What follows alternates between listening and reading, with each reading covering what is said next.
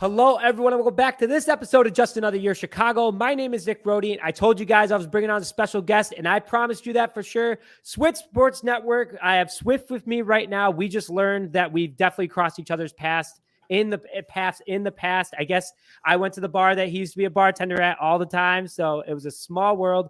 But we reconnected on Twitter. We're here to talk Bears. Swift, welcome to the show. Hey, what's up, man? It's great to be here. Thanks for having me. I'm ready to talk Bears whenever, man. I'm down.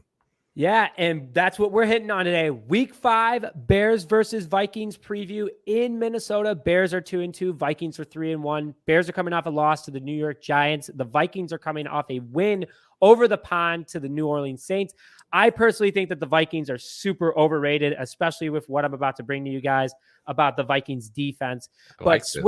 Yeah, you know what I'm saying? Like, it's just, I think that the Bears have a good chance. It's an NFC North battle. It's, any given Sunday. But we're going to hit on the offense first. So, Swift, walking into this game, Minnesota's defense is horrible. I'm just putting that out there. The Bears are not much better, but overall, the Bears are better. Minnesota has a 27th ranked defense yardage-wise, passing they're ranked 26th, rushing they're 23rd. Just kind of hearing that off the gate and what the Bears have been doing on offense, especially with Justin Fields' slow progression. What can they do out of the gate in order to beat this Minnesota defense? We're going to have to see passing more on first and second down. Teams are obviously keen on the run. With their rookie first-round pick being out for the year, Lewis Cine, was a sad thing. He broke his ankle, but he's done. We can attack them. I think their defense, I don't think it's horrible, but I don't think it's good either. It's one of those defenses that we should be able to score some points on. What I'm worried about in the Vikings game is obviously Justin Jefferson, but the key to this game is going to be not only being able to run the ball, but passing on earlier downs. Last week was the first time I saw us start to do it more, where Getsy was calling passes and play actions on first and second down. We need to see more of that this week and hopefully more success. And what's nice is that David Montgomery today at practice. So we're recording on Thursday, October 6, 2022. David Montgomery at practice was limited, and he said in his post-practice press conference that he's feeling good and he thinks that he will be able to play this upcoming Sunday. I mean, Montgomery's pass blocking is crucial. And we saw that against the New York Giants because Justin Fields, Sam Mustipher was absolutely horrendous, a 1.5 PPF grade. You saw it, I saw it, everyone saw it. The only thing that he's really blocking is all of us on Twitter, anyone that's criticizing him. I love it, man. I love it. Yep. Did he block you or are you safe still? He did not block me, but I did tweet out that tweet like that he blocked some people. I was like, hey, look, Mustipher blocked some people this week, just not on the field. And he's been on a roll, so I'll probably get hit with it soon, but he hasn't hit me yet. So his family, speaking of Mustipher, a lot of his aunts and uncles actually, so I tweeted out a couple weeks ago and I got roasted for it, talking about how Sam Mustipher was the only center in the NFL entering week 3 with 100% pass block rating win percentage. And his family members were like, nephew's doing awesome. He's, I don't know why all these haters are out here. Weeks 3 and 4, I think they got real quiet real quick. So I think that was a problem, and that's what the offense needs to do is have Montgomery back for that pass blocking. But we'll get into it in a second because I'm going to ask you a question here in 1 second about the offensive line. But in regards to passing, it's so hard with Pringle out, but Harry might be back. Mooney looked good when Justin Fields had time. And my guy, St. Brown, I really like St. Brown. I think that he's the most productive wide receiver consistently. Darnell Mooney did it in week 4. It took him 3 weeks to get going. Technically not his fault, but Swift, kind of like what I'm going off of here is from the passing game perspective. You're saying we got to pass it earlier. Who should we be passing it to? Who do you think we're going to pass it to? And how do you think Minnesota is going to respond? We have to continue getting Darnell Mooney involved. He has ability to get open, not all the time, but he is a guy who can make plays. He's a playmaker. And then I would like to see Velus Jones get some touches. And I'm really hopeful that N'Keal Harry can make his debut because I'm not as big of a fan of ESB as you are, EQ. I like him. I like him a lot. I saw him in the off season working out. He was on the Lions Hard Knocks video as well with his brother and his dad and they're all like workout warriors, like, and I want him to succeed. He's so big and he has talent, but there's just something that's just not there as a receiver to me. I don't know if it's the hand-eye coordination, the hands, like he's a good blocker. He has pretty good speed. It just, I think we need another playmaker. Um, does he have potential to develop into that? Yeah, but we need more. And well, Pettis is the guy that right now, I liked Pettis coming into the season. I did too. He had a lot of potential.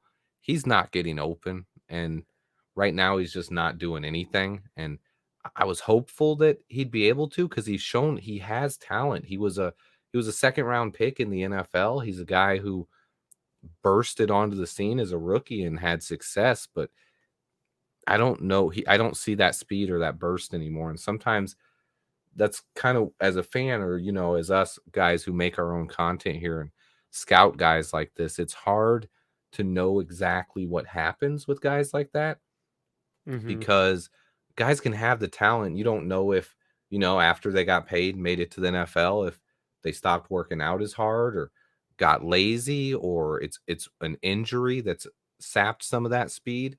Things like that happen, and guys don't recover from injuries the same. But something's not there, and I liked Pettis in the preseason. He made some plays, but I don't see the speed there right now from him. Yeah, he's starting to worry me a little bit too. I mean, I know that he had some really nice receptions week 1. He had a touchdown week 1. He was the first touchdown of the season for the Chicago Bears, receiving wise. But overall, I mean, I think that against Minnesota's secondary, which is banged up, Harrison Smith got banged up last game. And some of the other guys in Minnesota's secondary, Hendricks is also playing hurt. So the Minnesota defense is not healthy by any means. And they're again, I mean, the 26 pass defense. Maybe this could be the game that Justin Fields really gets his confidence, especially against an NFC North rival. And I think that honestly, this could be the game. In Minnesota, you have good field conditions for the first time. Nothing's impacting Justin Fields. Let's see how he plays. And, maybe Luke Getsy's finally going to start bringing out the plays that are going to allow him to let his receivers get separation. I think that's what's key. I know you were just saying that no one's getting open, especially Pettis. You got to get separation at this point. Bears are last in the league in separation. It's embarrassing. They are, and that's one of the things I've seen. So a lot of people, they'll take these weird screenshots out of caption, from all 22 film or something, and be like, "Oh, Fields could have had a touchdown here, or could have had a touchdown here," and it's like every quarterback in the league you can do that with. Like, nobody sees the whole field. So I showed a picture of Mahomes doing it last week and Jimmy G doing it, but most of the ones they're looking at for Fields, he's already under pressure. And the only thing I'm worried about is I don't want him. It's one of the reasons I don't want us to. I'm fine with us not passing a ton. I don't want Fields to he's already taken enough hits, and you don't want him to see ghosts. Like, he's already on a pace this year to take more hits than David Carr did, the guy, and he was ruined by that. You don't want him to start seeing ghosts from pass rush. And right now, I don't see him seeing ghosts. And some people think that's what it is, but what I see is he doesn't trust Sam Mustipher. I mean, when Mustipher starts to get beat, Fields is bailing. And 1 out of every 5 times, Mustipher's going to recover and everyone's going to be like, "Oh, look, he left the pocket too early." But the other 4 times, Mustipher gets beat and he makes the smart move. So it's more of to me, it's awareness. Like, he knows, hey, that guy is going to get beat. And if no one's open, I have to run right now or I'm going to take another sack. And I don't want to take another sack. He's trying to make plays. He's trying to do a lot out there. Yeah. Yeah, I mean, like Justin Fields, he is being smarter with his feet because that's a lot of the decision that he has to make. And you teed me up really good here, Swift, because I want to ask you, what is your ideal starting offensive line with our current roster? And today on ESPN, they actually, here's something that's interesting that I found, or not me that I found. It's the depth chart on the website. Yep. Yeah. So Monster of the Tri-State, who actually won our Justin Fields poster a couple weeks ago. He tweeted out today. He goes, "Something's up here. We got left tackle Braxton Jones. We got left guard Ja'Crier Carter. Center Lucas Patrick, right guard Tevin Jenkins, right tackle Larry Borum. So Sam Mustipher, I don't know, man. I think Do the they coaches say that? finally That's what I saw that, and I like Jatari Carter. I think he's a guy who Ja'Tari has Carter. potential. Yeah, sorry. I think he has potential, but I don't trust the website and the pictures we got from practice today. It looked sure as heck looked like Sam Mustipher was the starting center. Um, I want that to be true, but Flus also said in his press conference on Monday when they asked him about the offensive line and Cody Whitehair, he basically said, "Oh, we're going with the same line we went with at the end of the game, which was Patrick at left guard, Musty at center, and Jenkins at right guard." That's what I expect to see this weekend. But man, I would love to see Patrick back at center. I don't care who's at left guard. I just get Musty out of there. And Patrick coming from Green Bay was the number 3 rush blocking center in the NFL. I mean, he and especially with Monty and Herbert in the backfield, come on. Like you gotta put something out there that's gonna do well. And this is if the Bears want to be competitive and want to make the playoffs this year, they have to win this game. You have to win your division games. You have to win on the road. Bears are 2-0 at home, they're 0-2 on the road. And you gotta quiet some people because the Bears are only talked about in a negative way. But it sounds like your ideal offensive line is what was on ESPN, or did you have a different one? Yeah, pretty much. That would actually be ideal. With left guard, though, I'd say it'd be between Jatari Carter and Michael Schofield. I would want Patrick at center. The only other option I would roll with is if you have Lucas Patrick at left guard because you don't think Schofield or Carter are ready, then let's see Dieter get a shot at center. I don't want Mustipher out there. I like him. I think he's a smart guy. I don't have anything against him personally. I've had a couple people tell me I pick on him, but it's because when I'm watching the tape, Who doesn't? I'm consistently like, okay, Fields is under pressure. Let's rewind and let's see why. Oh, it's Musty. Oh, it's Musty. It's Musty. It's just something that you get sick of seeing, and you have to call it out and be honest. Like I'm not gonna lie and be like, oh, he's doing so good. Like the guy's getting blown up on almost every passing play, and it's killing us. It's killing our passing game. And you got people out there giving up on Justin Fields already. And it's like, come on, man. Like Trent Dilfer said it himself, and I loved it. I've used that clip a couple times this week because Dilfer said it. He goes, I said it for 19 years when I worked at ESPN. Like anytime you get pass rush in the A gap in your face as a quarterback, if you're Tom Brady, Peyton Manning, Aaron Rodgers, it doesn't matter. You're going to struggle. It's how you beat great quarterbacks is you put pass rush right in their face. It's hard to get it up the center.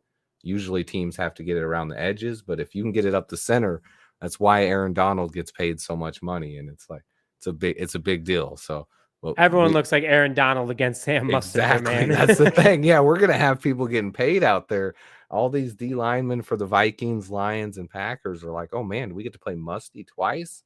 Let's get paid. Let's get paid. So, Let's hit that bonus. That's my biggest worry with our passing game right now is I wanted him to be good.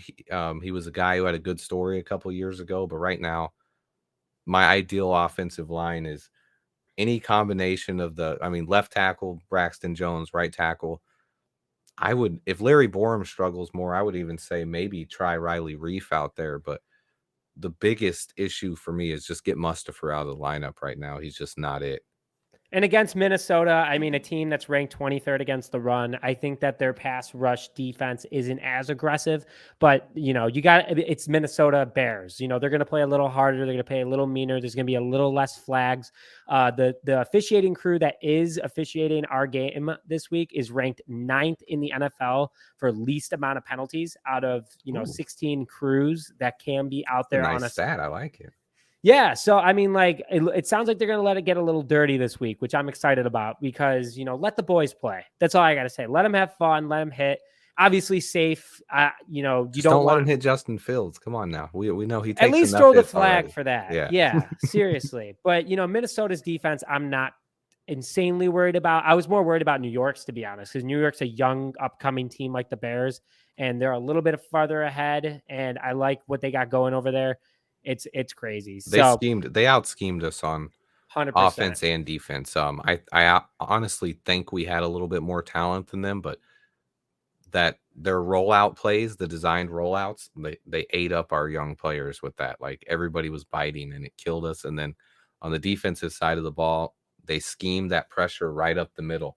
Like they were like, hey, Mustipher, let's attack him. And it worked. And other teams are going to do it now too. So that's the biggest worry to me is any team can look at that tape and be like, they didn't adjust to this very well. Like they tried, but even when Mustipher and Herbert were there, we couldn't stop them. You're hoping that Monty makes a big difference when he comes back as a pass blocker, but We'll see. Yeah, it's like we'll see, man. Still worried about it. Yeah, I'm not too worried about us winning the division or anything like that. I just want to see progress, and I want to see more from this passing offense. They warned us it was a rebuilding year. And, I think Bears fans, they see the potential, they see what it can be, and they just want it now, just like anything else. It's kind of like we all do. We all want it now. We all but want I mean, it. It's just hard. It's hard to preach the patience, but I mean, it takes time for things like this in the NFL. And, it takes time. But against division opponents, I say you got to win every game. I love that Lovie Smith said that we're going to win the division. That's how it should be. Got to take the North and never give it back. Yeah. That's right. And it's coming. It's going to be ours before we all know it. Everyone's like, oh, Detroit's on the uprise. No, it's the Bears. Detroit will never be on the uprise. I'm not worried about Detroit, man. Nah, they can't do anything. They score a lot of points, but they give up a lot. Yeah, they don't play any defense. Like they're on pace right now for record-setting points allowed and yards allowed in a season after 4 games. They have the most ever through 4 games. So like, if you think the Bears are bad, go look at the Lions stats. It's like they don't play any defense. Like our defense has been bad at times, but yeah, their defense can't stop anything. Yep. And, what we're not stopping is our Murphy's Party coming up this Sunday, October 9th at Murphy's Bleachers in Wrigleyville, part of Chicago, right outside Wrigley Field. Swift might be there. We've kind of talked about it back and forth. We'll see. If you want to come and meet me and the gang, come out in there. We got tons of prizes. We just got shirts. I'm not going to give them away just yet. They'll be on our Twitter. You want to come and get ready for Bears trivia because that's how you're going to win the shirts. But free beer while supplies last in the back corner. Party starts at 11 and goes through the game. So make sure you stay tuned for that.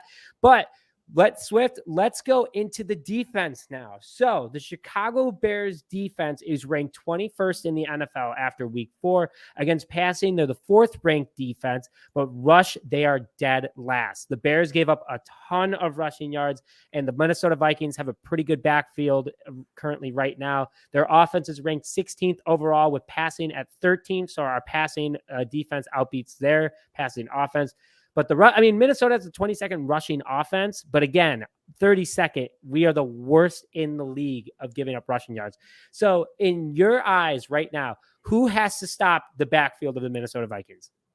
Roquan Smith needs to step up again. I mean, he had the one great game, and then he was right back to the guy I saw against the Packers last week where he wasn't a difference maker. And if we're asking, people want Justin Fields to come out here and, have success and, be good in his second year. This is Roquan's 5th year.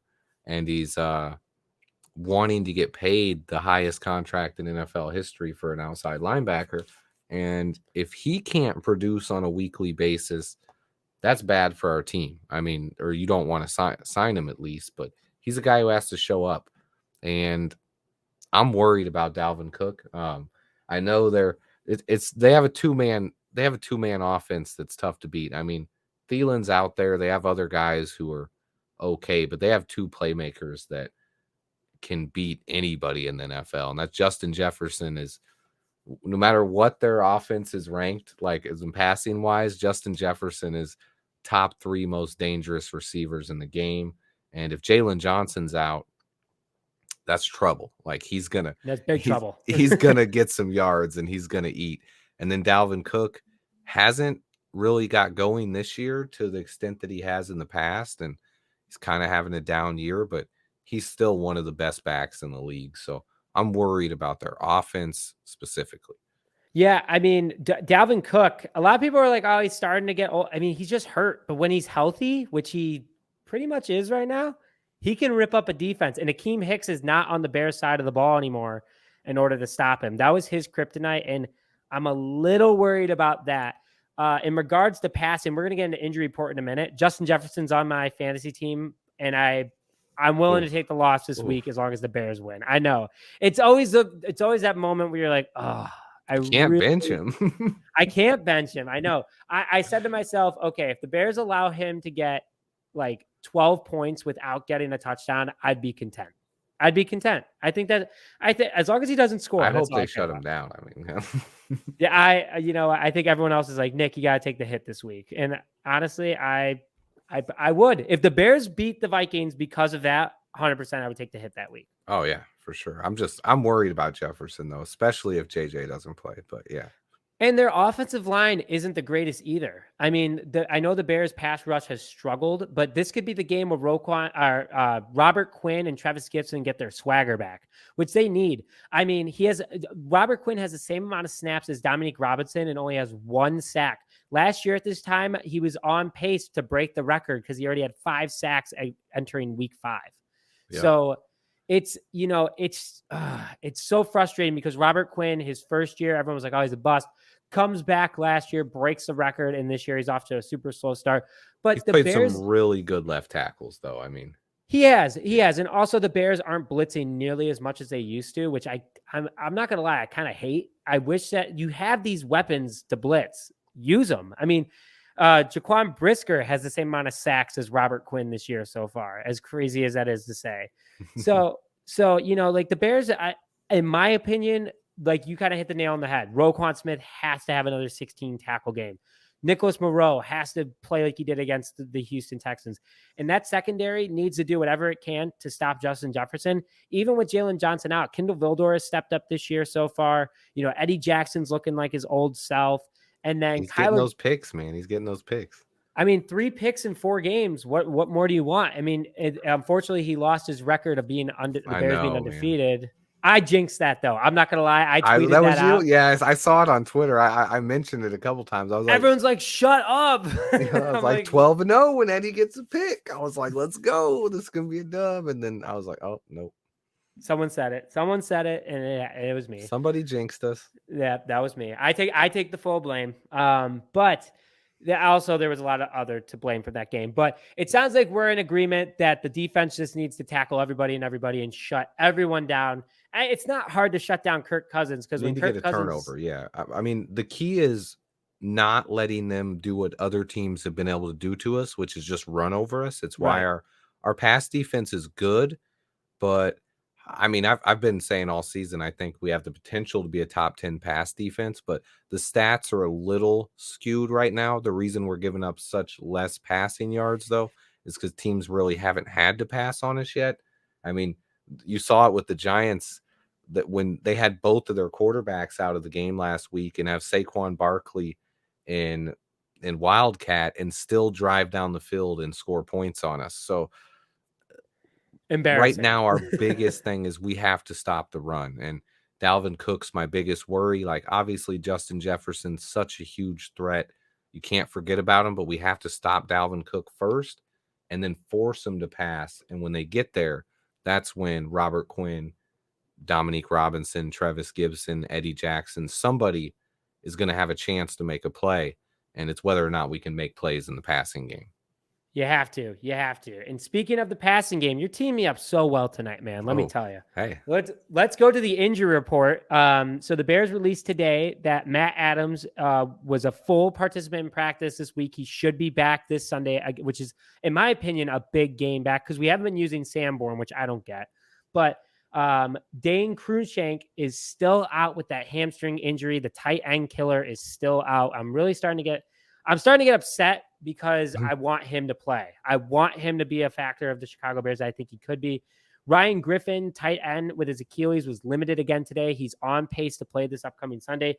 Jalen Johnson, though, that quad injury is still lingering. He did not practice again on Thursday.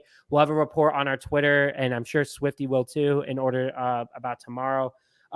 Here's a new one, though, is that Justin Jones is on the injured report, which, we interviewed Justin Jones, great guy. He has a hip injury, but he was limited, so he might play this upcoming Sunday.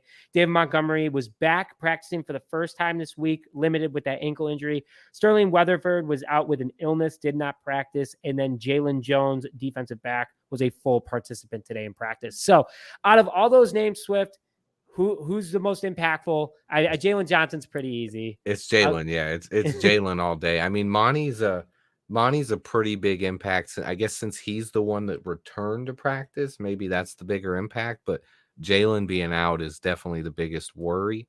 It didn't kill us last week. Obviously, our pass defense was still good, but against Justin Jefferson, this is the week where, if there's ever a week where, especially this year with Devontae Adams gone, now Justin Jefferson is not only one of the best threats in the NFL, but he's by far the best threat in our division. And it's the guy who we want Jalen to be out there for. And I'm sure Jalen wants to be out there for too. So if he misses this one, it's going to make me think he's going to miss a couple more games as well. Like he's not ready yet. He's not even close. I think he did something more to that quad that they're not talking about. They're trying to reduce panic in regards to the Bears fan base. And I wish there was more transparency in the NFL with injuries, like where teams just had to tell you, like if a guy got hurt, they have to tell you like, hey, this is what the injury is. And like teams couldn't hide it. Like they're trying to get to that. Like they have to report every guy that's out now, which is why you see the illness guys on there and stuff now. But it's still not there yet. It's like we never know what's going on. Yeah, I know. It's frustrating because like as fans, we could understand that and we can help, as a fan base better emotionally prepare ourselves. But a guy that I would like to see on Justin Jefferson is not Kyler Gordon. I even though he's progressing and getting better, I think it'd be a good test for him later in the year. But put Vildor on him. Vildor has been doing a great job so far. In my opinion, I'd love to hear your take on that before we go into score predictions. I think you have a say. I think no matter who's on him, if it's not Jalen Johnson, you have a safety over top on him, like Brisker and Eddie Jackson. They're gonna need help because if not, he's gonna get open. Like and Cousins is gonna throw to him all day, and the Bears just have to be ready for that. Yep. And it's so frustrating, but. The most fun part is the score prediction part of this segment. So Swift, I never like to lead it because I like to hear what you guys have to say. So Swift, I haven't even thought of this shit. Let me think. So I can go first if you need me. Okay, I can go first if you need me to. So I am the Mike Ditka of YouTube. I never say the Bears are going to lose, but I got this one being 21-17 Bears. Okay. I have not predicted us to lose yet either. I've predicted us to win every game. I was a little hyped. I knew the Packers game was going to be tough. The next two were opponents I thought we could beat. I think we can win this game, but I'm going to predict this one as an L. I don't think we stop the run. I'm going to say we lose it 24-17. Hey, that's more points than last game. I'm worried about us stopping the run. This is probably one of the biggest tests of the season. This is where we're going to know, are we a team? Because right now there's kind of a window of wins. There is for every team, but it's somewhere between, we're going to win between 6 and like 10 games, in my opinion. And if we lose this one or get blown out in this one, I think the 10 pretty much starts to shrink almost immediately, and it goes down to 6 to 8 as our max. If we compete in this game and win or maybe lose it on a last second field goal, then I think there's still that possibility. But this game will show a lot. We've had 4 full games now to play. The offensive line has had time to gel. We have guys getting healthy. Obviously, our team's still it's going to be a team that we're going to be building step by step all season. We're not at our best right now. So it's not going to be a major bad thing if we lose by 10 or 20 points or something, but it'll be an indicator that we're not really going to compete this year. And we might want to start thinking, hey, let's just worry about developing Justin Fields and figuring out how high that draft pick is next year. And getting a wide receiver or a lineman, whichever one comes first. And what's the all of them. We All got of them. so Take much them all. cap room and all our draft picks. We haven't had all of our draft picks in so long. Like, that's exciting on its own. Yeah, Ryan Poles loves his draft picks. 11 draft picks last year. He I love it. Yeah. loves them. But so you're going with the win, or you're going with the loss. I'm going with the win. We broke down the offense and the defense in the injury report. But Swift, great having you on as always, man. Excited to start off a series with you. I'm sure we'll be collabing back and forth more often. But hopefully I'm right in regards to the score prediction. I hope you are too, man. I hope so. But we'll be definitely talking about it on Twitter next week for sure, man. I never predicted a loss, and I honestly wasn't going to. But when you said you're the guy that predicts all the wins, I don't want to. I can't take your thing. I'm not going to be. I can't predict this. So I was like, hey, no, everyone should predict wins. If there's an L, I was going to predict. This is probably. I mean, the Packers game was obvious, but I didn't predict an L on that one. This is one that I'm pretty worried about. I am excited because I think there's going to be a little bit more scoring. I think we may score a couple touchdowns on offense because there's no weather. We're in a dome. We don't have to worry about the wind or the rain. We're going to be inside on turf. Players are going to be fast. Maybe Valus is going to be unleashed on offense.